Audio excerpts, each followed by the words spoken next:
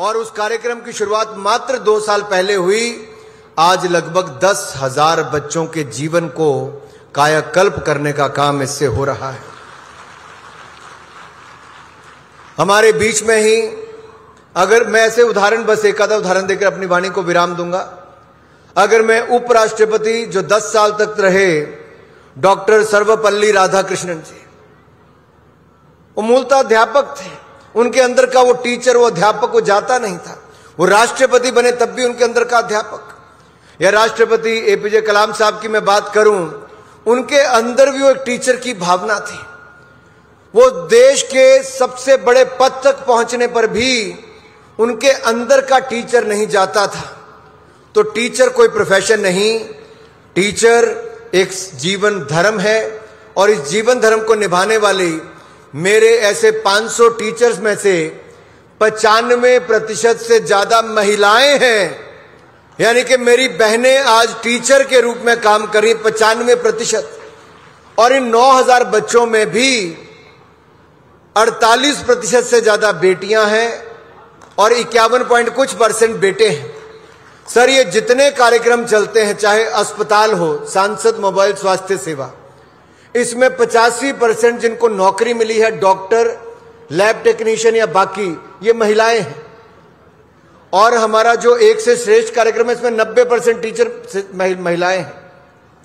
ऐसे जो आपको जीवन के लिए अलग अलग कार्यक्रमों में सिखाया जाता है, वो महिलाएं हैं। हमारे सांसद खेल महाकुंभ में भी महिलाएं बढ़ चढ़कर आगे भाग ले रही हैं।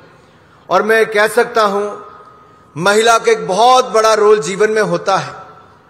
उपराष्ट्रपति जी के घर पर हमें जब भी जाने का अवसर मिला, आज मैं माननीय श्रीमती सुदेश धनखड़ जी को इसलिए यहां पर निमंत्रण क्यों साथ में दिया है, क्योंकि मैं अपनी माताओं बहनों को यहां पर बताना चाहता हूं कि जब हमारे बच्चे इनके घर पर गए तो उपराष्ट्रपति जी ने कहा, भाई ऐसा नहीं चलेगा, हिमाचल के बच्चे पूरी रात चलकर आए हैं, मेरे घर पर वो नाश्ता करेंगे। और नाश्ता तो दिया ही, एक एक चीज का स्वयं से देखभाल करने का काम किसी और ने नहीं, उपराष्ट्रपति जी की श्रीमती सुदेश धनखड़ जी ने किया। ये छोटी बात नहीं है।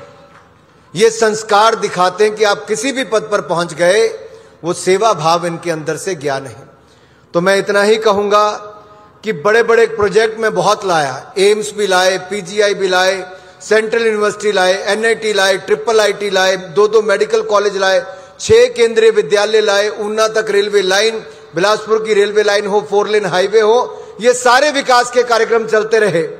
लेकिन जो मन को संतुष्टि मिलती है, जब समाज के निचले तबके पर कोई है, जरूरतमंद है, उसके जीवन में एक बड़ा बदलाव आया हो, तो जो बड़ा बदलाव आने का एक बड़ा कार्यक्रम सामने दिखता है, ये लोग किसी राजनीति से जुड़कर नहीं, ये हमारे उपराष्ट्रपति जी का स्वागत करने आए हैं। आज स्थान भी छोटा पड़ गया।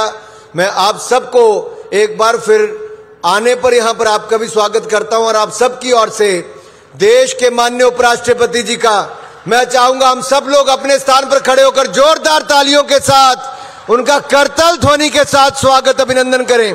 देश के माननीय उपराष्ट्रपति श्री जगदीप धनखड़ जी का देवभूमि, वीरभूमि हिमाचल प्रदेश के हमीरपुर जिला में, हमीरपुर संसदीय क्षेत्र में बहुत बहुत स्वागत अभिनंदन।